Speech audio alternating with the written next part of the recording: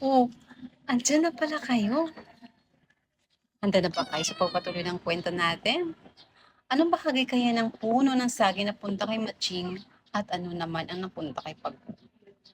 Halika na, alamin natin. Kinuha ni Matching ang bahaging may dahon. Mas maganda ang nakuha ko. May dahon na, kaya madaling mamumunga. Sabi ni Matching. Sa may kakahuyan siya nagtanim. Napunta naman kay Pagong ang bahaging may ugat. Tiyak na mapubuhay ito dahil may ugat na. Sabi ni Pagong. Sa tabi ng ilog nagtanim si Pagong. Inalagaan ng dalawa ang kanilang mga tanim. Diniligan nila ang mga ito araw-araw at nilagyan ng pataba. Pagkaraan ng ilang araw, namatay ang tanim ni Patching.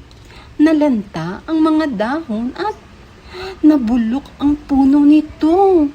Malungkot na malungkot si Matching. Samantala, unti-unting nagkadahon ang tanim ni Pagong. Lumaki ito ng lumaki hanggang mamunga. Masayang masaya si Pagong. Malungkot si Matching nang dumalaw kay Pagong. Hu, hu, hu. Hiyak ni Matching. Ay, Pagong! Namatay ang tanim ko. Ano kaya ang sasabihin ni Pagong? Aba, iyon lang pala. Huwag kang umiyak. Sabi naman ni Pagong.